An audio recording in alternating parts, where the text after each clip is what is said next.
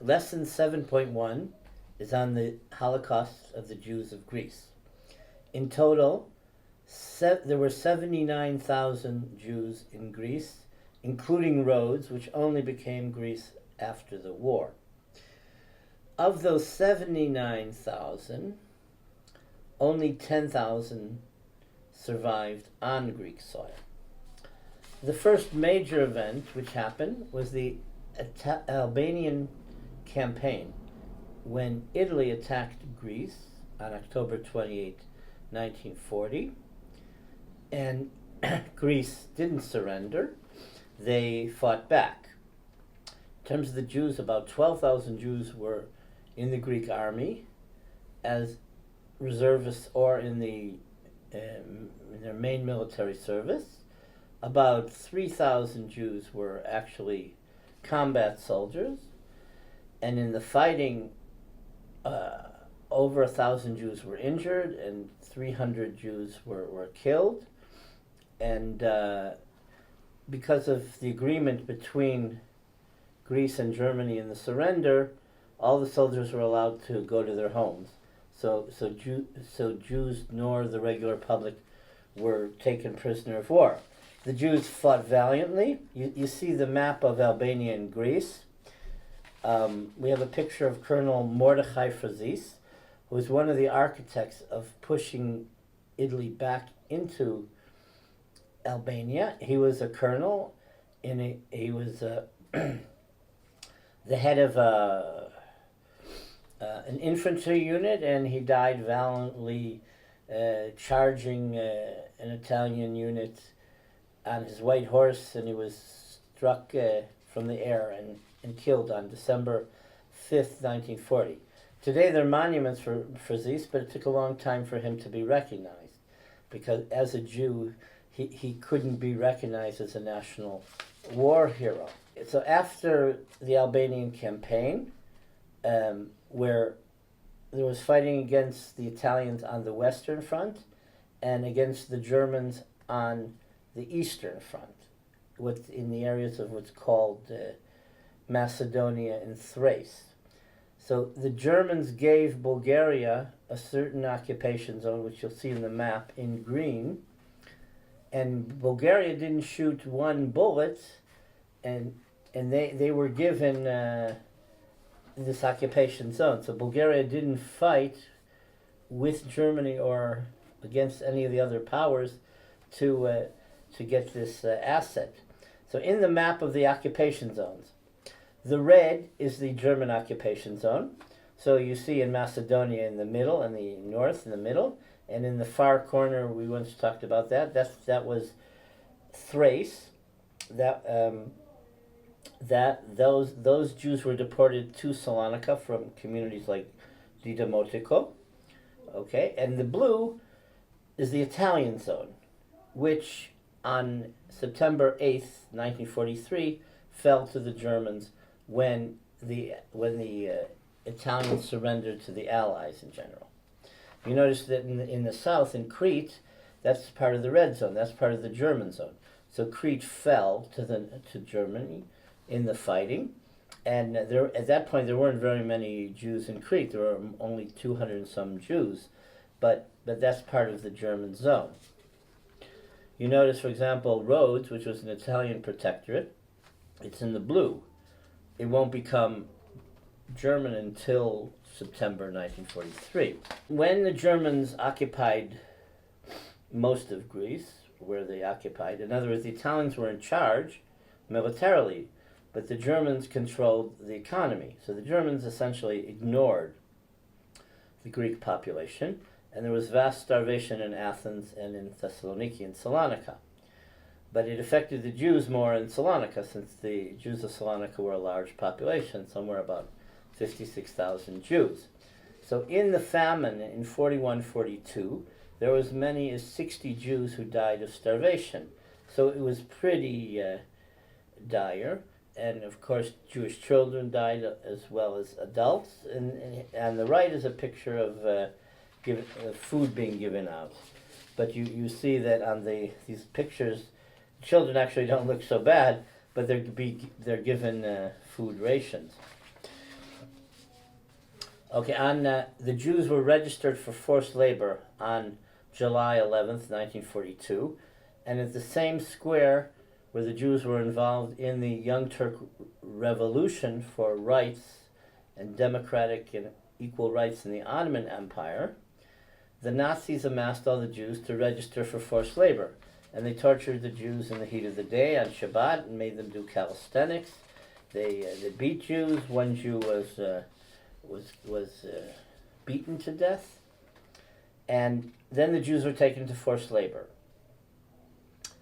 It was too tough. There was typhus. There was grueling road work, etc., for various Nazi industries, and the Jews wanted a relief. The Nazis' plan was to take all the Jews and destroy as much of their culture and heritage as possible.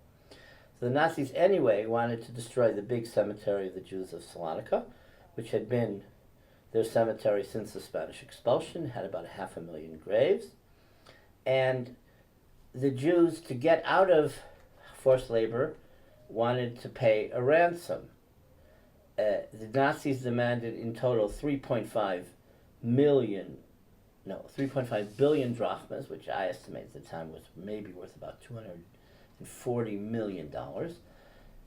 The Jews actually raised half the money, but the Nazis said, well, we're going to order that we'll release the Jewish men from forced labor, but they ordered the destruction of the Jewish cemetery. The Nazis physically didn't destroy the Jewish cemetery. They ordered Greek Orthodox to come in and destroy it, whatever. So you see pictures of the destroyed cemetery. And the first deportation of Salonican Jewry was on March 15th, 1943. The main deportations continued till July 1943. The lower statistics say 46,000 Jews were deported. In total, there were over 54,000 Jews deported. There were 4,000 Jews also deported to Treblinka. In terms of Auschwitz, we have 50,000 Jews actually arriving, and there was one deportation which left, and we don't know where it came, and the researchers think that they went to Sobibor, because we have episodes of Greek Jewry in Sobibor. Okay, in the Bulgarian zone, where the Bulgarians were very harsh to the Jews, and they sealed off the region to the world, the Jews were deported actually 11 days before the first deportation from Salonika. So, if the Jews were deported from Salonika on the 15th of March 1943, all the Jews in the Bulgarian zone from 9 communities were deported on March 4th. But because those regions didn't have trains, first they were taken to tobacco warehouses, then they were taken by trucks, they were taken into Bulgaria, and they were taken eventually to a port city called Lom and put on boats, sent to Vienna, then from there by train to Treblinka, where they were exterminated. One boat was called the Karageorgi, which didn't make it. The Bulgarians and the Germans sabotaged it on the Danube River, and those were Jews from Kavala and Komotini in Thrace, in Bulgarian zone. These pictures are a little misleading. These are the Bulgarian troops in their zone in Macedonia, in Skopje, organizing the Jews who had come from Monastir. And they're in the monopole tobacco warehouses, and they're going to be sent to Treblinka to extermination. So of that group, in Macedonia, 7,000 Jews were taken to Treblinka and exterminated initially by the arrest and transport by the Bulgarians. And in the Greek zone in Thrace, there were 4,000 Jews from 9 communities deported to Treblinka. This picture here, some say that it was Macedonia, like Kavala. 5 communities claim that it's this community. Some even say it's Monastir in what's now northern Macedonia, the former Yugoslavia, but others say that it was in Yanina. So I have no idea. Many of the cities looked pretty similar in terms of houses, but that picture's used a lot. This picture is relatively new. When the Jews of the southern part of Greece were deported, beginning in March 24th, 1944, which was the eve of Pesach, of Passover Eve,